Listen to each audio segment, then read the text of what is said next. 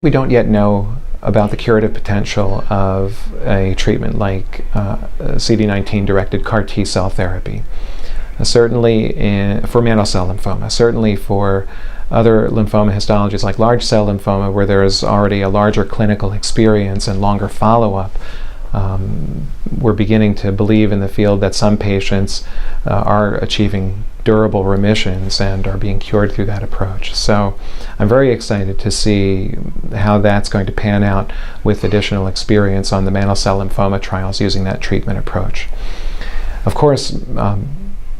allogeneic bone marrow or stem cell transplantation has in the background been considered a potentially curative option for appropriately selected patients, and I've gone that route with some patients over time who have experienced recurrence after other treatments and who were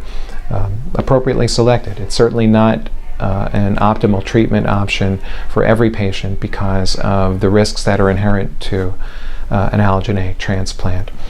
But if you've got a younger, fitter patient who has an appropriate donor and who has already received treatment with a BTK inhibitor like ibrutinib or acalabrutinib and has progressed after that,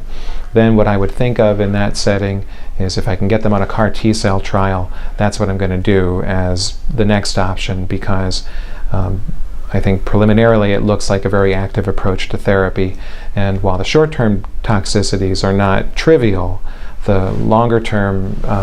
toxicity profile, I think, is more favorable than what you would see with allogeneic transplants. Barring that as an option, I would still consider an allogeneic transplant as a reasonable approach to discuss with a patient who was medically fit, younger, and who I would expect to do relatively well with that.